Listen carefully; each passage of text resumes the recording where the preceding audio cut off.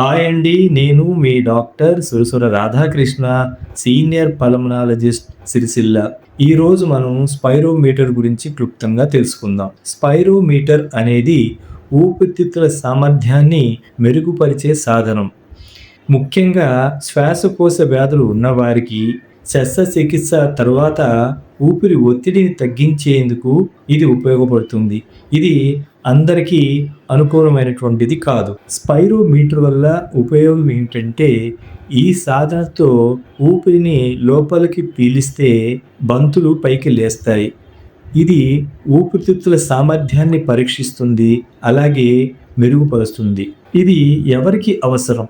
శ్వాసకోశ ఇన్ఫెక్షన్లు, asthma, Covid నయమైన వారికి, శస్త్రచికిత్స తర్వాత శరీరాన్ని పునరుత్తేజితం చేసుకునే వారికి ఇది చాలా ఉపయోగకరంగా ఉంటుంది. శస్త్రచికిత్స తర్వాత ఇది ఎలా ఉపయోగం అంటే, ఊపిరి బిగుతుగా మారకుండా, ఊపిరితిత్తులో మల్లాలు పేరుకుపోకుండా ఉండేందుకు దీనిని వాడాలి. ఇది ఊపిరితిత్తులకి వ్యాయామంలాగా పనిచేస్తుంది. ఎలాగంటే, దీన్ని 10 నుంచి 15 సార్లు ఉపయోగించడం వల్ల ఊపిరితిత్తుల పనితీరు మెరుగుపరుస్తుంది.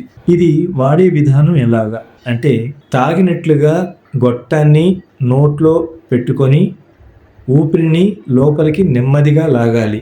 బంతులు ఎగిరేలా శ్వాస తీసుకోవాలి. దీన్ని ఎవరు వాడకూడదు అంటే, ముఖ్యంగా భారీ ఊపిరితిత్తుల ఇన్ఫెక్షన్ ఉన్నవాళ్ళు, బ్రెయిన్ ఇంజరీ అయినటువంటి వాళ్ళు, మేజర్ ఆపరేషన్ అయిన తర్వాత డాక్టర్ సలహా లేకుండా దీన్ని వాడకూడదు.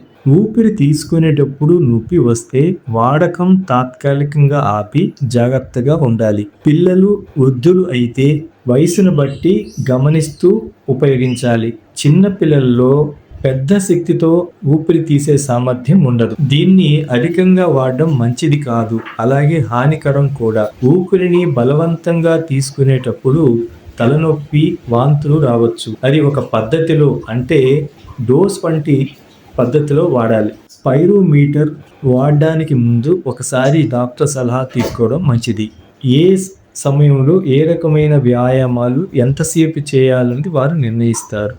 స్పైరోమీటర్ అనేది హాస్పిటల్లోనే కాకుండా ఇంటిలో కూడా శ్వాస వ్యాయామం చేసుకోవడానికి అనుకూలంగా ఉంటుంది.